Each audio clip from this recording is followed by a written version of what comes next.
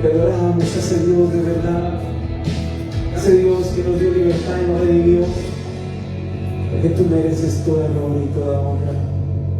Invito a que levante un fuerte aplauso, Señor, y que no termine de gozar, porque viene un tiempo de refrigerio, un tiempo de palabra sobrenatural para tu vida. Mire que está a su lado, dígale: hay un tiempo sobrenatural para ti, parte de Dios, amén. Pero dígaselo creyendo, si no le sacúdalo, ya donde está, mueva. Es el tiempo, amén. Tenemos que todo día, cada día estar dispuestos a lo que el Señor va a hacer en nosotros. Cada día es un nuevo vivir, cada día es un nuevo reto para creer, para avanzar, para conquistar y entender el propósito eterno de Dios para nuestra vida, que es reinar. Padre, sí, Señor, gracias. Así que damos la bienvenida al ministro, que trae un refrigerio de parte del Señor poderoso.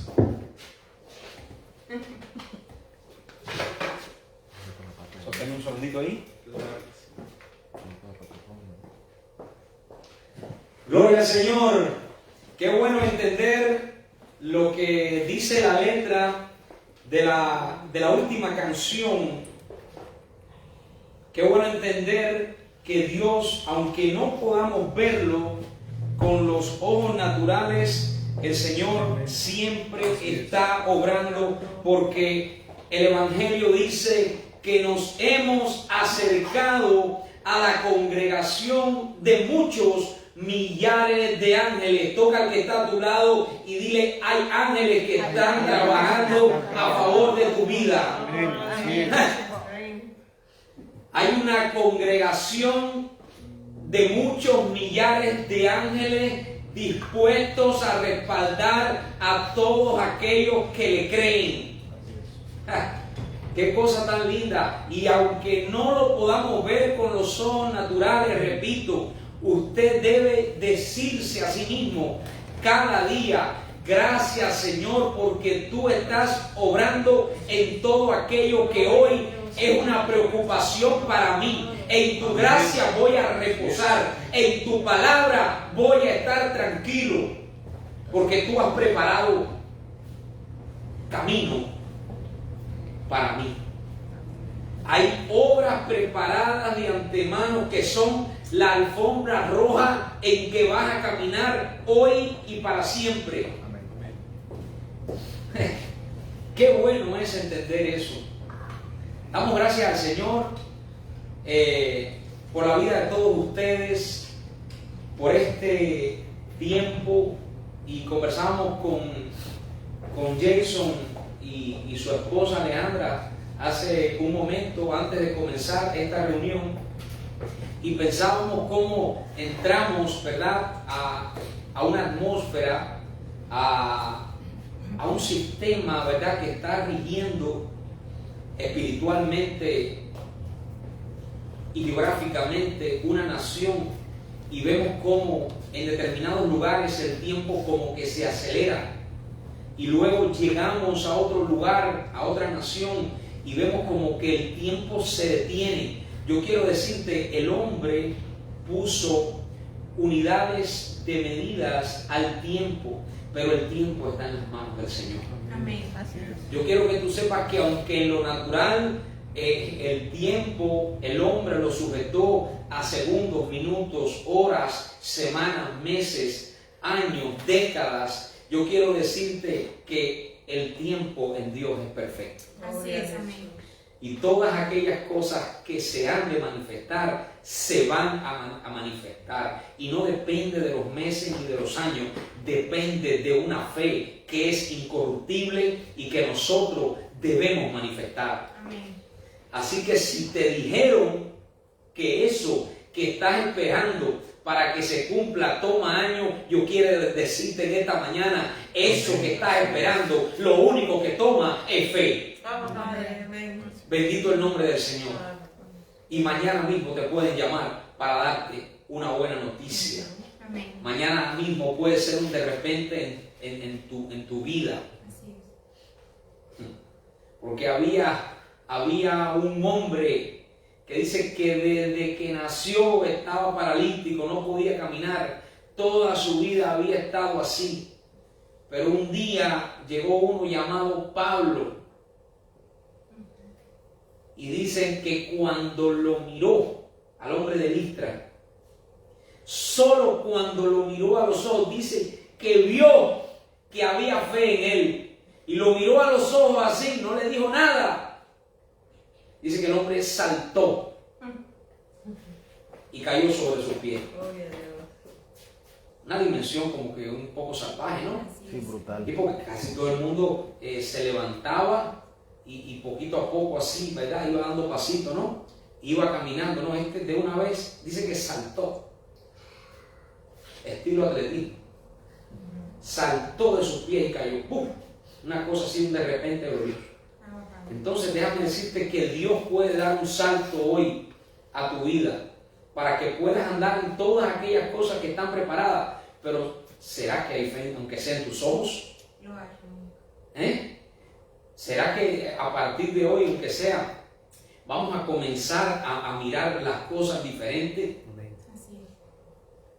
Diga que está a tu lado, como ves, es importante. Como ves, es importante. Mire, quiero decirle que hay culturas donde solo la mirada ya es algo trascendental. Aquí como que en Occidente, ¿no? Gracias a Dios que nosotros no pertenecemos a Occidente, sino al cielo, porque estamos sentados en lugares celestiales. Pero aquí en Occidente, incluso en las relaciones íntimas, ¿verdad? La gente como que a veces se apresura un poquito, ¿no? Pero todo tiene su tiempo. Dígale a su pareja, todo tiene su tiempo. Todo tiene su tiempo. Sí, porque si vamos a ministrar el evangelio, vamos a ministrarlo completo. Pero fíjate que en otras culturas como India, fíjate que dicen que hay veces que las parejas, para iniciar, ¿verdad?, un rito de intimidad, dice que se pasan varios minutos mirándose a los ojos. Y dice la Biblia que los ojos son la lámpara del alma.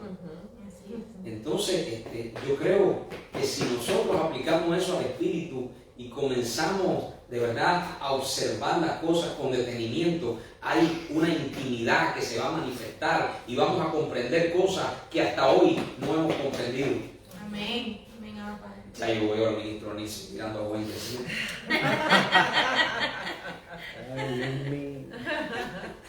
Una escena que me vino a la mente ahora. Bueno, pues hoy estamos en lo que es la tercera parte. Y dice Wendy que sí, parece que ya vio una revelación. Estamos conectados todos, hermano. Entonces estamos en lo que es la tercera parte, ¿verdad?, de esta serie, la obra del Espíritu, y creo que por el momento final, hasta tanto no la retomemos, porque imagínense, de la obra del Espíritu hay mucho por hablar. Pero vamos a adentrarnos hoy. Oye, siento como que estoy entrando como a una era de la pubertad que no conocía, como que la voz me está cambiando. Ustedes no se recuerdan cuando tenían, no sé qué edad, 16, 17, tal vez las mujeres un poco más jóvenes porque desarrollan primero. Las mujeres como que traen una cosa en el ADN que todo lo desarrollan primero, ¿no? Incluso biológicamente. Pero ustedes no se dieron cuenta que hubo una etapa en sus vidas que la voz les cambió. Así es. Bueno, claro. Es que ahora sí, en la época de los 40, yo estoy experimentando algo porque siento que la voz me está cambiando. Siento que se me está poniendo más gruesa. Bueno, capaz que el Señor quiere que me ponga a cantar ahora, no sé. Estás entrando a la Cualquier cosa puede tercera pasar, edad. hermano. La tercera edad. Cualquier disco que vendamos lo vamos a sembrar en el reino. Padre. Tiene que tomar todo para bien. Todos los cambios. Entendiendo que nuestra vida está escondida en Dios. Amén. Entonces, vamos a entrar a esta tercera parte de la serie La obra del Espíritu.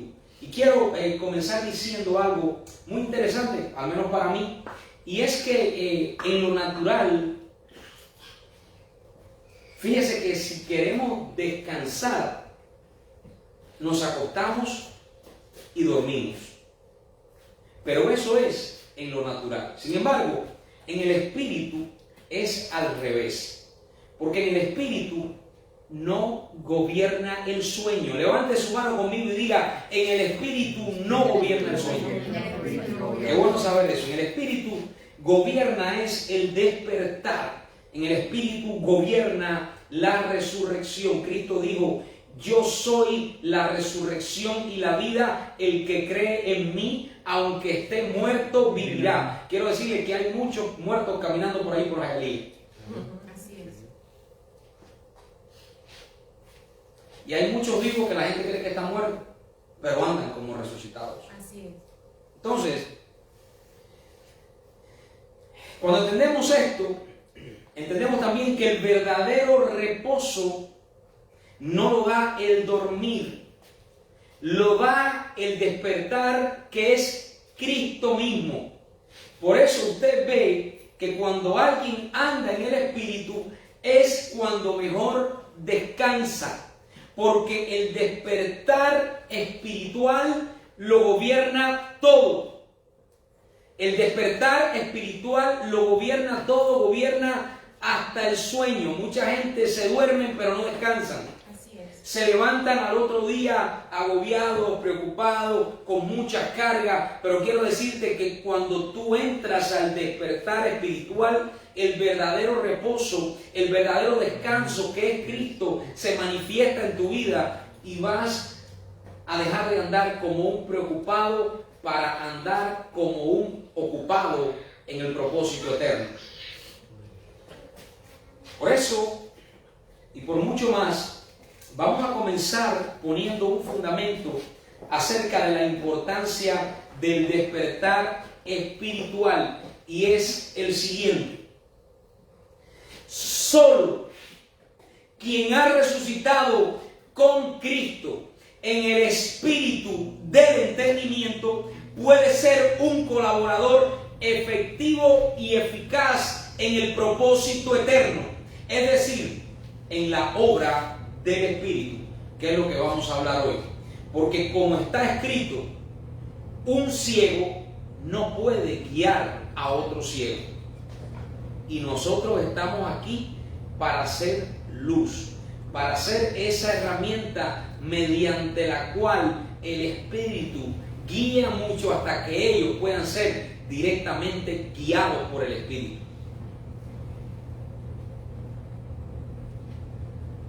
Toca al que está a tu lado y dile: eres un guía del Señor.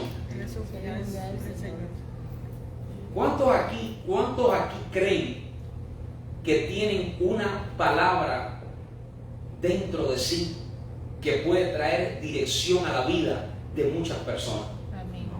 Si no, no somos ministros competentes. Ahora, hay un tiempo, ¿verdad?, en que esa persona conecta con el Padre de los Espíritus y puede ser guiada directamente. Pero mientras tanto, nosotros somos esa herramienta de Dios con una palabra latente siempre en el Espíritu, que podemos redireccionar la vida de muchas personas. Amén. Porque ¿cuántos saben que muchas personas están perdidas en sus pensamientos, en su manera de ver las cosas? Diariamente me encuentro personas así. Y a mí mismo, a veces me parece extraviarme por ahí en algunas decisiones. Por eso es que la conexión debe ser permanente mientras nosotros estemos habitando un cuerpo. Entonces, por esto venimos diciendo desde hace 3 semanas que la obra del Espíritu, más que de hacer cosas, se trata de alumbrar mentes. Porque la obra del Espíritu no tiene que ver con cosas, tiene que ver con personas. Por eso dijimos que era más importante el hacer que el ser. Diga conmigo: en esta obra la gente es lo importante. Es triste que muchos líderes encargados de esta obra no se enfocan en la gente y se enfocan en las cosas, en construir un lugar más grande, y ponen cargas a las personas y no se enfocan en realidad en lo que vendría siendo la centralidad de esta obra, que es que las mentes sean transformadas, que la gente pueda crecer en estatura espiritual. Ese es el enfoque en este pacto. Y vamos a comenzar leyendo la primera carta a los Corintios, capítulo 9, versículo 1. A ver qué dice el apóstol Pablo acerca de la obra del Espíritu. Primera carta a los Corintios, capítulo 9, versículo 1. Dice, voy a leer para ustedes. Dice, no soy apóstol, no soy libre. O sea, él cuando le escribe a esta congregación, en su carta está haciendo preguntas para llamar a lo que es una reflexión. No soy apóstol, no soy libre, no he visto a Jesús, el Señor nuestro, no sois vosotros mi obra en el Señor. Si para otros no soy apóstol, fíjese, cuando el apóstol Pablo está diciendo esto, usted tiene que preguntarse por qué lo está diciendo. Y es que había cierto menosprecio hacia la encomienda que el Padre le había dado. Había una lucha que se estaba librando, porque habían apóstoles que no consideraban al apóstol Pablo en cuanto a su asignación. Eso sigue pasando lamentablemente el día de hoy. Si para otros no soy apóstol, para vosotros ciertamente lo soy, porque el sello de mi apostolado sois vosotros en el Señor. Hay algunos ministros cuyo sello del apostolado es un grande edificio. Hay apóstoles que se dicen apóstoles y no lo son, cuyo sello del apostolado es no sé cuánto se cae cuando tiran el saco así, aunque no se sale nadie. Qué cosa, ¿verdad? Que el apóstol Pablo solamente ahí dice que con un delantal que andaba, con el que trabajaba y hacía sus tiendas y hacía sus cosas, dice que solamente eso lo cogieron, lo ripiaron y lo mandaron a un lugar y todo el mundo que tocaba los pañitos eso quedaba sano. Porque sabes que el sello del apostolado de Pablo era su gente. No era lo que había sido capaz de construir, ni su plataforma, ni nada de eso. Era la gente que le había sido asignada. Entonces, dice, si para otros soy apóstol, para vosotros ciertamente lo soy, porque el sello de mi apostolado sois vosotros en el Señor. El crecimiento de la gente viene siendo lo más importante. Saben que a veces me hacen preguntas, por ejemplo, personas en el restaurante, y siempre que ando con un poco de tiempo, me gusta ministrar, porque como les dije la semana pasada, la expresión más grande de amor que podamos tener es ministrar a Cristo. Y hay personas que no lo toman de la manera correcta. Hay gente que cuando tú le quieres remover, ¿verdad?, esos pensamientos equivocados y quieres redireccionarlo en la vida espiritual para que vean un poco más allá, terminan pensando cosas que no son las que deberían pensar, porque si alguien viene a mí con una palabra que me hace avanzar y esa palabra me hace ver algo en el espíritu que yo todavía no he podido ver, pues yo lo que tengo que interpretar es que esa persona lo que me quiere es ayudar, no que es un arrogante y que se cree cosas, no, porque es que me está compartiendo lo mejor que me puede dar, que es el conocimiento espiritual que me va a hacer avanzar. Entonces, cuando ando por ahí con tiempo, a veces cuando algunos clientes en el restaurante se enteran que soy pastor porque alguien se lo menciona o lo que sea, pues entonces conversamos un poquito, me hacen preguntas, y hace unas semanas alguien me preguntó, venga acá, ¿y dónde está su iglesia? Obviamente yo entendí la pregunta que me estaba haciendo, pero uno tiene que aprovechar las preguntas que sabemos que están equivocadas para poder poner sobre la mesa respuestas correctas que puedan traer luz. ¿Cuántos están de acuerdo con eso? Entonces, la persona, yo sabía lo que me estaba diciendo. Esta persona estaba en busca de una dirección, pero me dice, ¿dónde está tu iglesia? Y le dije, cada quien en sus ocupaciones, pero la verdad, físicamente, no sé en qué está. La persona se quedó así, porque yo no estaba hablando de una dirección, estaba redireccionando su entendimiento a la gente, quienes son verdaderamente la iglesia del Señor. Y me dijo, no. Yo me refiero que en qué dirección está la iglesia suya. Le dije, usted lo que quiere saber es dónde queda el local donde nos reunimos. Sí, eso. No, ahora sí lo entiendo, porque es que la iglesia es la gente. La iglesia es la gente que conforma el cuerpo de Cristo, y esa es la obra del Señor. Y en eso ya yo estaba ya administrando el primer mensaje acerca de la obra del Espíritu, y dije, esta va a ser como la tercera parte de esta serie, porque es necesario que las personas tengan un enfoque concreto en cuanto a esto. Y entonces fíjense que vi que la mujer como que no le cayó bien.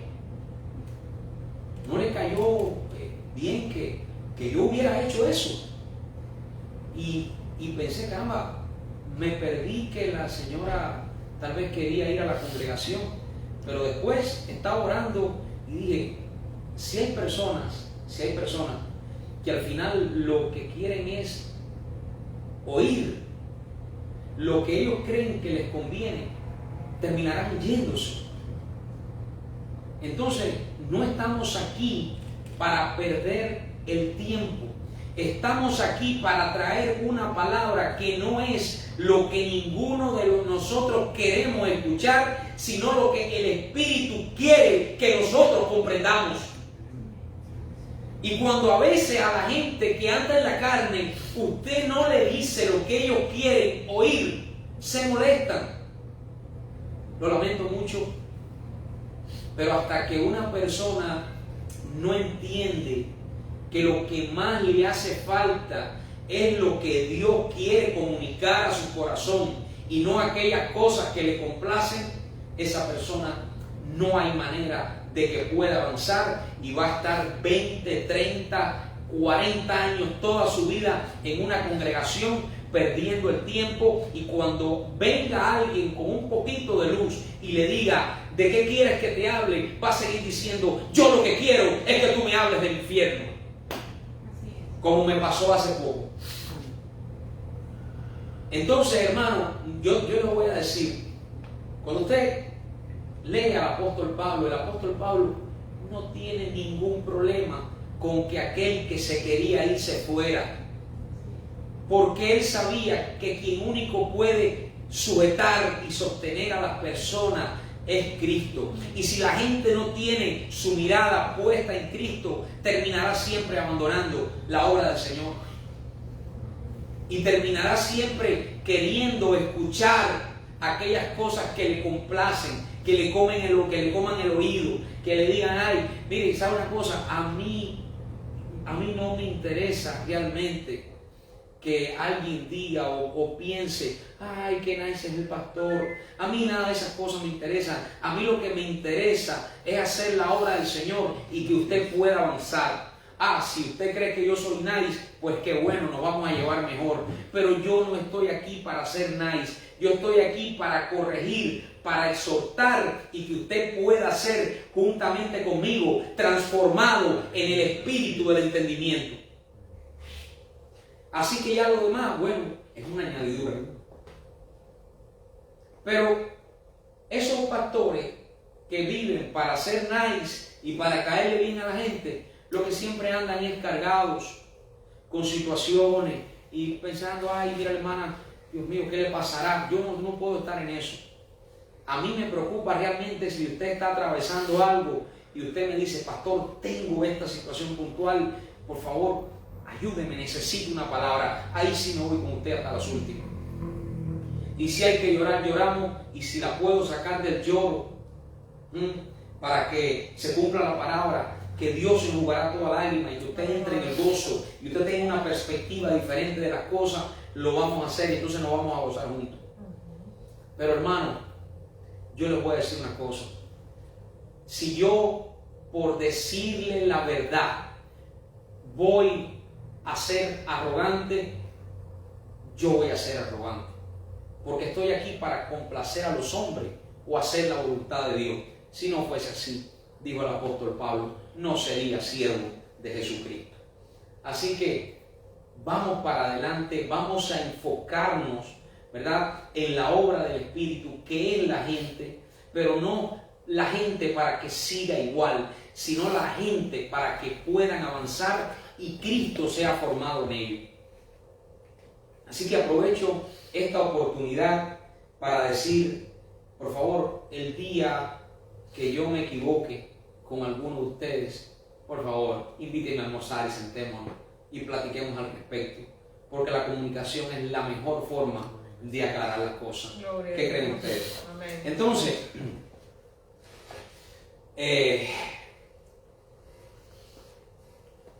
Esteban es alguien que a mí me impacta. No estuvo mucho tiempo en escena, pero Esteban es alguien que a mí me impacta, porque cuando una persona, después de 20 años en el Evangelio, te dice que de lo que quiere escuchar es del infierno y además insiste, yo al menos voy a tratar de acercarme lo más que pueda al discurso de Esteban, para ver si yo consigo, hermano, que aunque sea, si no es una piedra, me arrojen un búcaro, un cenicero o lo que esté cerca por ahí, ¿verdad? Porque habían un montón de religiosos, ¿verdad?, que estaban en una situación ya que ya no había más oportunidad para ellos. Entonces, yo hace poco, les comento, yo tuve una experiencia. Yo llegué a un sitio donde en ese sitio había una serie de personas que estaban allí y cuando yo llego, veo la atmósfera, entiendo por el Espíritu. ¿Cuántos llegan a un lugar y pueden discernir una atmósfera? Entonces entiendo por el Espíritu que ahí no hacía falta ser nice. Ahí a lo que había era que remover tripas, así como un alimento así, pero que llegara como a un retorcijón de estómago. Porque hermano, si una gente después de 30, 40 años en una congregación de lo que quiere hablar, hermano, es del diablo y del infierno, usted lo que tiene es que tratar de traer una palabra, hermano, que lo estremezca, que la gente se disguste, se moleste, a ver si algo diferente pasa. Y lo mejor que puede pasar, o sea, yo cuando estaba ahí, yo dije, Señor, aquí realmente el feedback que me vas a dar es que alguien me tire un búcaro aquí, una cosa, que me tire una taza de café o algo. Sí, porque si nos vamos a la Biblia, cuando había un grupo de religiosos, ¿verdad?, y había una palabra de parte de Dios, tenía que haber incomodidad y tenía que haber agresión. Yo me fui un poco triste porque solamente dijeron que yo era un arrogante. Yo estaba esperando un cenicero, sentía que no había cumplido mi labor en el Señor. Después comprendí de que estamos viviendo otro tiempo. Ahora las piedras son ofensas y comentarios indirectos que la gente hace, porque ya como que la agresión pasó a tener otra relevancia. Pero yo quiero que ustedes sepan que, y esto se los dejo para que piensen en esto, que hay momentos que el mejor resultado que va a haber no es que la gente esté de acuerdo y contenta con lo que usted predicó.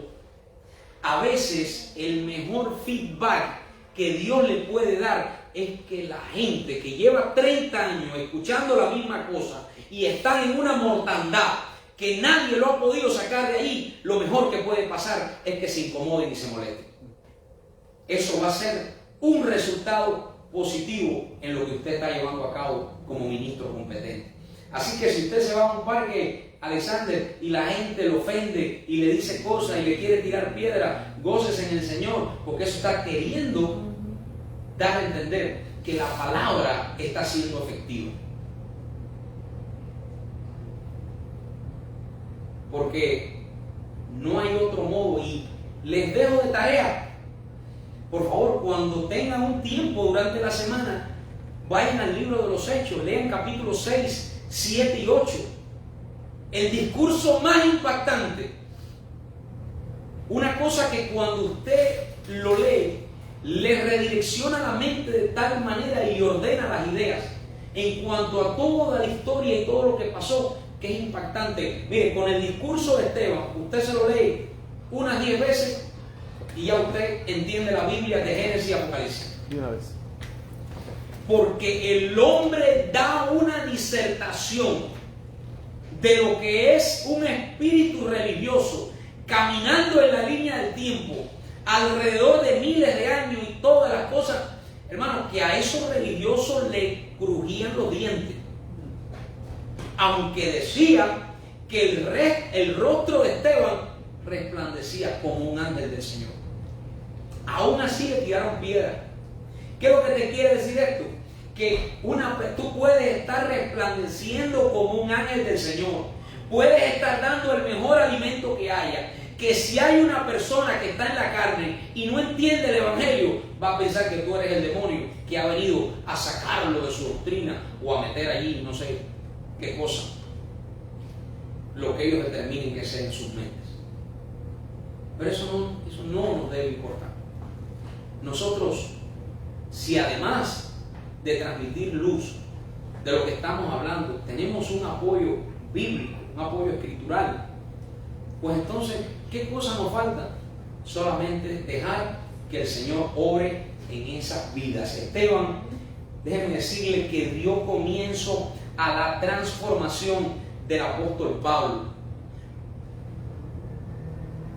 Cuando estamos hablando de Esteban, estamos hablando del hombre que evangelizó al apóstol Pablo. Después de Esteban, Pablo tuvo un encuentro directo con Cristo. ¿Qué quiere decir esto? Que nosotros no debemos pensar que porque alguien reciba el mensaje, pues entonces allí Dios obró, y que cuando alguien no lo recibe, Dios no obró. A Esteban lo terminaron matando y Pablo estaba súper incómodo por todo lo que Esteban dijo. Sin embargo, eso marcó una pauta, eso marcó un antes y un después, para que alguien que había sido escogido desde antes de la fundación del mundo entrara a cumplir su función. Entonces, repito una vez más, la obra del Espíritu no es para complacer, es para transformar, y toda transformación por lo menos es molesta, por lo menos, y hasta duele. No hay ninguna transformación en ninguna cosa que sea una cosa así, ay qué rico, qué apacible, qué cómodo me siento. Toda transformación por lo menos es molesta y casi siempre duele. No crean que pasar de las creencias que yo tenía a este entendimiento fue fácil. Cuando usted cree en algo, usted está abrazado a una cosa que a usted le gusta, y salir de eso se vuelve complicado. Y si no, los que toman café intenten dejarlo. Porque hay cosas que se te meten en el sistema y sacarlo de ahí. Pregúntale a alguien que ha consumido droga. Déjame decirte que el conocimiento natural que dicta de la verdad es como una droga. Es una droga que consume tu vida, y despegarte de eso cuesta muchísimo. Pero cuando el Evangelio entra en tu mente y comienza a gobernar tu existencia, déjame decirte que vas a ser limpiado de toda esa droga y vas a ser sentado en lugares celestiales para que puedas andar conforme a tu verdadera naturaleza. El apóstol Pablo le dijo a Tito, capítulo 2, versículo 15, esto habla y exhorta y reprende con toda autoridad y que nadie te menosprecie.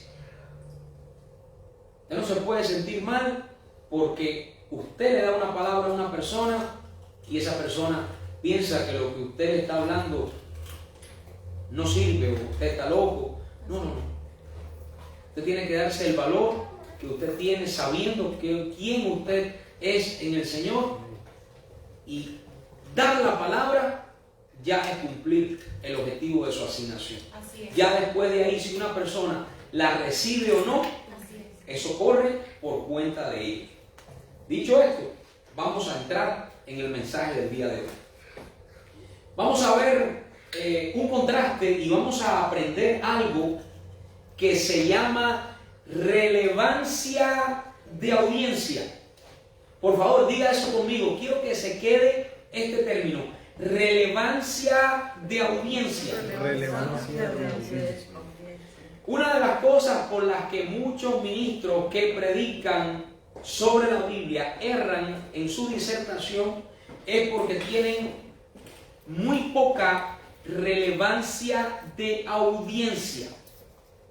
Cuando usted tiene relevancia de audiencia, ya comienza a estar aterrizado en lo que es el libro o la carta que usted está leyendo. Por favor, a los predicadores, aún los que tienen muchos años, les pido que me presten atención a esto que les quiero compartir, porque es totalmente necesario y eficaz a la hora de adentrarnos en un libro de la Biblia o en una carta. Relevancia de audiencia. Cuando nosotros entendemos, fíjese bien, el significado de la elaboración de un mensaje significativo y apropiado para los destinatarios previstos, considerando sus antecedentes, intereses y preferencias, eso se llama relevancia de audiencia. Porque todas las cartas y todos los libros que están en la Biblia se escribieron para una audiencia específica. Cuando usted se apropia de una carta que no ha sido escrita para usted, usted la puede leer, pero tiene que tener mucho cuidado con lo que está leyendo. Porque si no, no va a entender. Puede terminar apropiándose de cosas que no son suyas. Y apropiarse de una bendición que no es suya es tan malo como apropiarse de una maldición. Porque vas a estar esperando algo que no te corresponde. Pero qué bueno que a nosotros nos corresponde la bendición más grande que existe, que es Jesucristo. Amén. En la carta de Santiago hay una relevancia de audiencia muy clara. Vamos a verlo todos juntos. Santiago capítulo 1, versículo 1. Dice lo siguiente. Santiago capítulo 1, versículo 1. Santiago, siervo de Dios y del Señor Jesucristo, a las 12 tribus que están en la dispersión. Hace una pregunta. ¿Cuántos aquí pertenecen a las 12 tribus? Nadie. ¿O a alguna de las 12 tribus? Nadie. ¿Alguno aquí pertenece a alguna de esas tribus? No, nadie. Santiago jamás escribió esa carta para personas como nosotros. Por tanto, hay que leer teniendo en cuenta eso, teniendo en cuenta que fue escrita por un judío en transformación para judíos que estaban siendo transformados. Así es. Voy a repetir eso de una manera más clara. La carta de Santiago está siendo escrita por un judío que todavía no entendía 100% el Evangelio, para judíos que estaban peor que él. Suena fuerte, pero tenemos que hablar las cosas como son. Veamos la diferencia. veamos el contraste de la carta de Santiago, escrita a las 12 tribus, de la cual nosotros no formamos parte, a la carta del apóstol Pablo a la iglesia que está en Roma. Yo sé que se llama Romanos, pero eso fue puesto por personas que no entendieron. Cuando usted lee, no sé si estoy tan claro, creo que es el versículo 7 de la carta a los Romanos, entonces Pablo especifica y dice, a la iglesia en Roma. No hay diferencia entre la iglesia en Roma y la iglesia que está en Florida. ¿Cuántos son la iglesia en Florida? Quiere decir que esa carta sí nos podemos apropiar de ella. Claro, van a ver en todas las cartas de Pablo cosas muy específicas, consejos puntuales para esas congregaciones, pero hay mucha verdad espiritual implícita en esas cartas. Hay muchos principios, hay muchos diseños y fundamentos que esos sí son para nosotros. Pero vamos a leer Romanos capítulo 1, versículo 1, en contraste con Santiago capítulo 1, versículo 1. Dice el apóstol Pablo: Pablo, siervo de Jesucristo, llamado a ser apóstol, apartado para el evangelio de Dios. Apartado para el evangelio de Dios. Estuve un día y medio estudiando la palabra apartado. La palabra apartado es una palabra demasiado fuerte. Es la misma que se usa, fíjense bien, cuando se habla del sacrificio de Jesucristo. Es la misma palabra que se usa cuando se habla acerca del sacrificio de Jesucristo. Es decir, esa palabra apartado dice elegido específicamente. O sea, no hay otro que pudiera haberlo hecho. Lo que hizo el Señor en el traje, lo que hizo Cristo en ese traje terrenal del cual participó, que nosotros conocemos como Jesús, no hay otro que pudiera haberlo hecho. Fue apartado, escogido específicamente para eso. Cuando Pablo dice apartado, Pablo dice, yo fui escogido. Al principio pensó que había sido porque se le apareció en el desierto. Después fue entendiendo y dijo, el que me escogió en el vientre de mi madre. Dijo, no, fue más allá, porque fue muy específico. Después dijo, el que me escogió antes de la fundación del mundo. O sea, fue teniendo revelación de lo que fue el apartado de él y se dio cuenta que él, yo te voy a decir una cosa, cuando Dios te escoge, Dios te escoge. Y no hay nada que te pueda liberar de esa elección. Amén. Por eso lo que Dios ha dicho acerca de ti se va a cumplir, aunque tenga que acogerte y arrastrarte por toda la tierra. Bendito sea el nombre del Señor. Lo que Dios ha dicho acerca de ti se va a cumplir, aunque tú estés persiguiendo lo que debes edificar. Amén. Bendito el nombre del Señor. Entonces, fuerte esa palabra. Yo le voy a hacer una pregunta. ¿Usted ha leído otra carta u otro libro que diga eso? ¿Usted ha leído, no sé, a Juan, a Santiago, a Pedro? ¿Usted ha leído a alguien que diga, yo fui apartado para el evangelio de Dios? No existe. Porque fue a Pablo a quien Dios apartó desde antes de la fundación del mundo para hacer esa labor, así como también escogió a Jesús.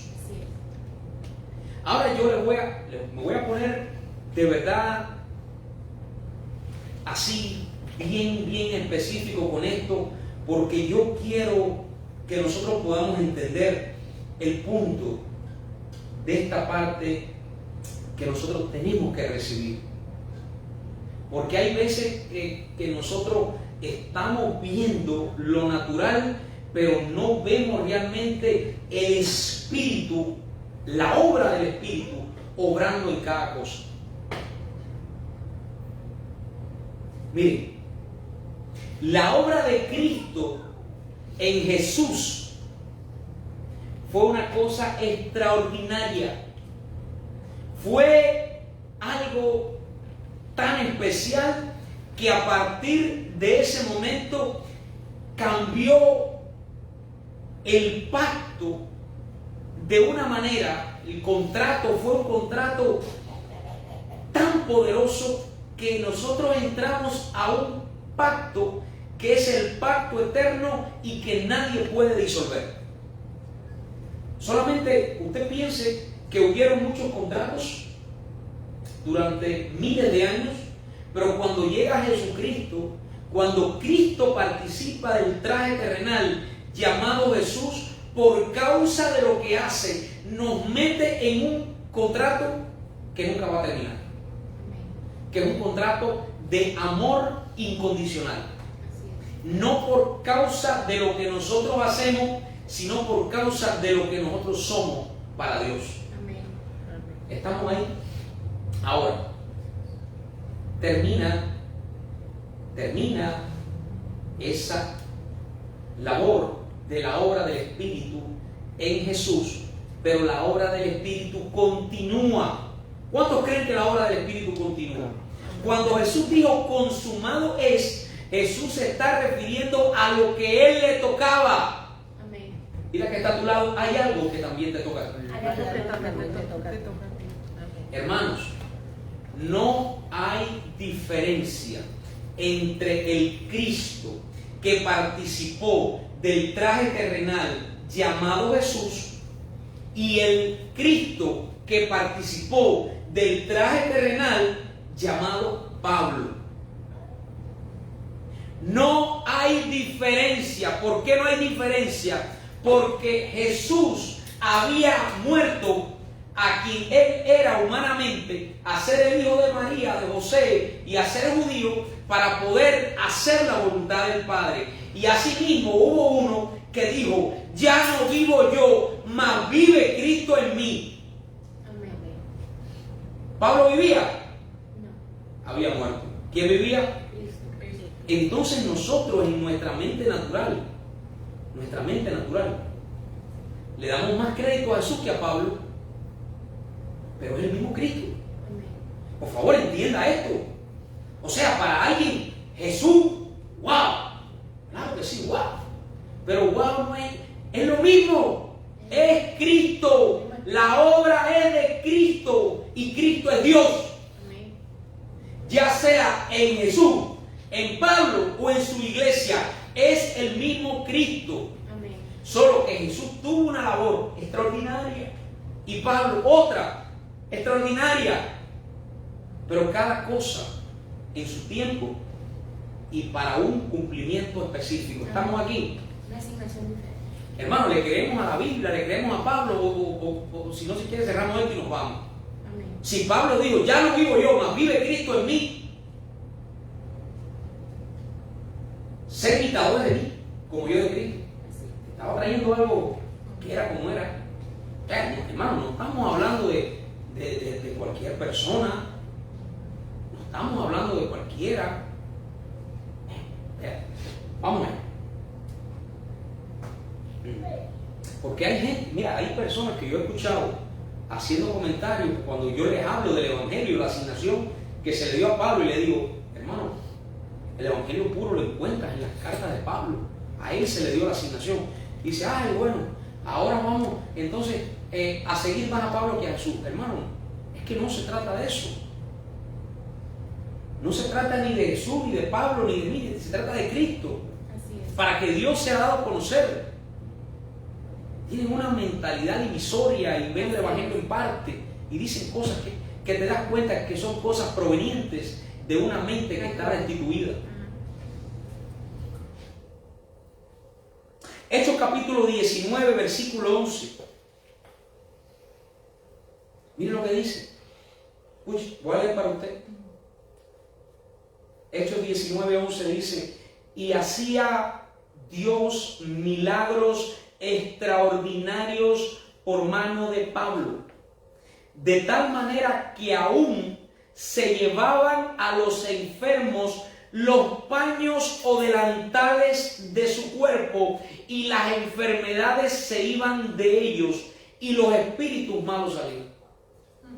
Estamos hablando de alguien que caminó en una dimensión del espíritu, donde el hombre está dando una reunión. Un joven llamado Eutico se cae del tercer piso, cae reventado. El tipo dice: por favor, no se vayan, que el culto tiene que continuar. Bajó, lo resucitó, subió y continuó la reunión.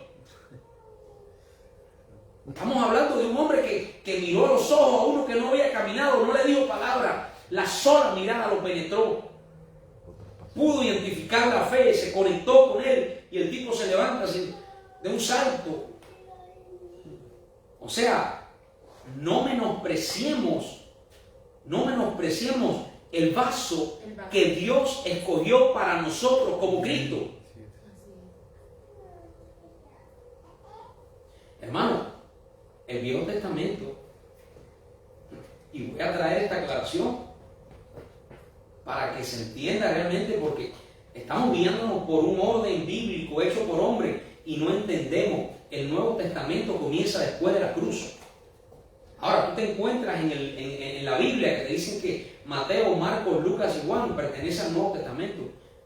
Eso es antes de la cruz. Si fuéramos a organizar el Nuevo Testamento como se debe, teníamos que comenzar en el libro de los Hechos para adelante. Entonces, Jesús dice: a los suyos vino y los suyos no le recibieron. Ahora, lo que hizo Jesús nos afecta directamente. Pero hay un mensaje del Cristo resucitado que es el mensaje para la iglesia. Y ese mensaje se dio a través del Cristo que habitó en el apóstol Pablo. ¿Estamos de acuerdo? ¿Se entiende eso? ¿Preguntas? ¿Está claro, hermano, o no está claro? Si hay alguno que no entiende, seguimos aclarando eso. Pero bueno, volvemos. Romanos capítulo 1, versículo 1 dice: Pablo, oiga bien la carta que es para usted. Pablo, siervo de Jesucristo, llamado a ser apóstol, apartado para el evangelio de Dios que él había prometido antes por sus profetas en las santas escrituras, acerca de su Hijo, nuestro Señor Jesucristo, que era del linaje de David según la carne, pero que fue declarado Hijo de Dios con poder, según el Espíritu de santidad, por la resurrección de entre los muertos, y por quien recibimos la gracia, el apostolado, para la obediencia a la fe. La fe es una cosa que hay que obedecer.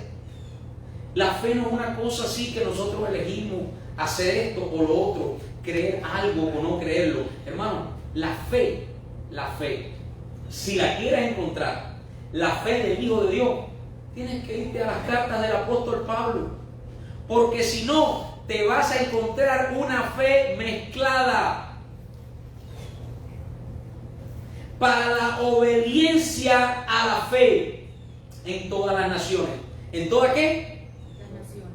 Sin embargo, Santiago le estaba escribiendo aquí 12. a las 12 tribus. Pero este mensaje dice, capítulo 1, ¿encontraste? Que es para todas las naciones por amor de su nombre, entre las cuales estáis también vosotros, los que están en Miami, llamados a ser de Jesucristo, a todos los que estáis en Miami, amados de Dios, llamados a ser santos, gracia y paz a vosotros, de Dios nuestro Padre y del Señor Jesucristo. Permítame que cambie ahí, pero tenemos que hacer la nuestra, porque es para la iglesia. Naciones. O sea, ahí no hay extravío en eso.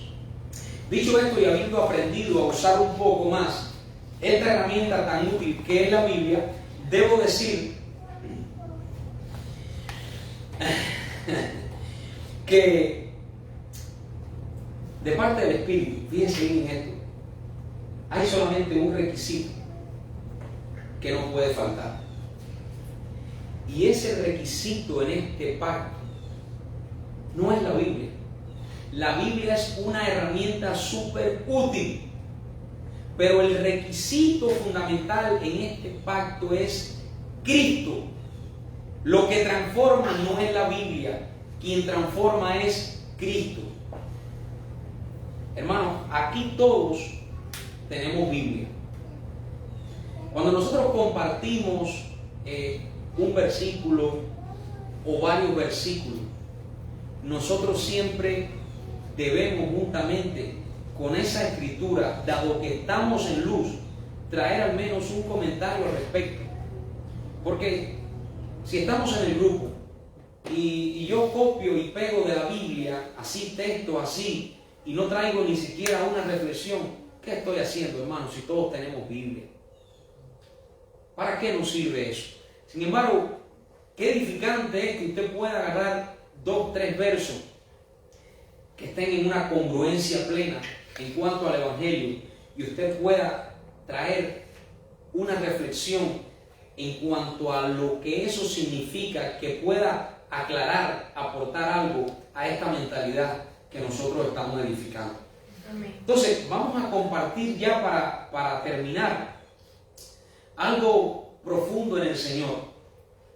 Así que oramos para que el Señor mismo nos dé entendimiento de estas cosas y según lo revelado, según el Evangelio revelado al apóstol Pablo. Fíjense, según el Evangelio revelado hay 2 clases de personas. Diga conmigo, 2 clases de personas. O sea, están los que están en Adán y los que están en Cristo. Los que están muertos y los que viven porque han resucitado juntamente con Él. Exactamente. Resucitados, bueno, resucitados en el espíritu del entendimiento, porque este traje terrenal, aunque tiene una inteligencia biológica, es gobernado por la inteligencia espiritual. Porque lo espiritual, diga conmigo, lo gobierna todo. Lo gobierna todo. Amén. Entonces, vamos a traer un misterio sobre la mesa y vamos a ver algo, pero muy, muy interesante, que tal vez nosotros le hemos pasado por encima, pero no nos hemos detenido a extraer de esa sustancia que está allí. Y quisiera que en esta mañana lo pudiéramos ver todos juntos. Diga conmigo, 2 tipos de personas. Los que están muertos y los que viven. El apóstol Pablo, en la segunda carta a Timoteo, capítulo 4, versículo 1, dice lo siguiente, hablando acerca de estas 2 clases de personas. Te encarezco delante de Dios y del Señor Jesucristo, que juzgará a los vivos y a los muertos. Ahí lo tienen. En su manifestación y en su reino, que prediques la palabra, que instes a tiempo y fuera de tiempo, redarguye, reprende, exhorta con toda paciencia y doctrina. ¿A quién? A vivos y a muertos. Ahora hay algo muy interesante, que aunque el juicio de Dios, recuerden que un juicio en el Espíritu significa aclaración, aunque hay un juicio, en ese juicio los muertos son juzgados de una manera y los vivos son juzgados de otra. La revelación está en Cristo, pero lo escrito está en Apocalipsis. Diga conmigo, vivos y muertos. Vivos y muertos. ¿Quiénes son los vivos? Bueno, pues los vivos somos los que hemos resucitado juntamente con Él los que tenemos su fe y somos guiados por el Espíritu. Amén. ¿Y los muertos? Bueno, pues los que creen en la muerte. Así es. ¿Ok? Los que creen en la muerte, los que están esperando resucitar algún día, porque creen que la resurrección se trata del cuerpo natural y no de que el espíritu resucite en este sarcófago que tiene un nombre. Porque realmente nosotros quedamos destituidos del conocimiento de gloria el día que participamos de carne y sangre. Entonces, en cuanto al propósito eterno, no estamos supuestos a resucitar de la tierra Así es. para vivir con los leones y los tigres. Así es. Estamos supuestos a resucitar en este traje terrenal para poder ser colaboradores del Evangelio eterno en este ámbito. Estamos aquí. Ahora, ¿cuál es el punto? El Evangelio declara: mas el justo por su fe vivirá. ¿Por su qué? Por su fe. Entonces es importante señalar que los vivos tienen la fe del Hijo de Dios. Y los muertos, su propia fe. ¿Ustedes sabían que hay dos fe en la Biblia? Hay una fe que es antes de la cruz y hay una fe que es después de la cruz. El apóstol Pablo tenía una fe. Y la fe de Pablo es según lo que decía el libro. Así es, la escritura. La fe de Pablo era según lo que decía la escritura, los apóstoles, los salmos, es lo que él había podido ver y le habían enseñado. Que él estaba muerto, por eso perseguía a quien debía servir. Ahora, la fe del Hijo de Dios es la fe de los vivos, porque la fe del Hijo de Dios no está basada en la letra del libro. La fe del Hijo de Dios está basada en el libro de la vida, el cual es Cristo. Amén. Hay dos libros, uno natural y uno espiritual. El único que puede abrirte el natural para que veas el espiritual detrás de él y verdaderamente el espíritu de la letra se llama Jesucristo. Amén. Por eso el apóstol Pablo dijo: la letra mata, mas el espíritu vivifica. Ahora lea conmigo lo que dice Apocalipsis capítulo 20, versículo 12. Escuche lo que dice. Apocalipsis capítulo 20, versículo 12, dice Juan en su visión: y vi a los muertos, grandes y pequeños. Escuche bien, porque hay gente que en lo natural usted lo ve muy grande por el poder que supuestamente tiene, Así es. por las cosas que poseen. ¿Sabes qué? Son muertos. Porque la verdadera riqueza es este conocimiento espiritual. Amén. La verdadera vida es este conocimiento espiritual. Y dice Apocalipsis: vi a los muertos, grandes y pequeños, de pie ante Dios. ¿Cuántos están sentados en lugares celestiales? Amén. Dice que los muertos estaban de pie, pero dice el Evangelio que nosotros estamos sentados en reposo. Ay, santo. Vi a los muertos, grandes y pequeños, de pie ante Dios. Y los libros fueron abiertos. ¿De qué libros está hablando? En el juicio de Dios, en la aclaración de Dios, los muertos son juzgados por lo que dicen los libros. Dice Apocalipsis que fueron abiertos los libros. A ver cómo habían vivido. Porque ellos eran juzgados según la ley. Así es. Pero ni tú ni yo somos juzgados según la ley. Es más, vamos a leer.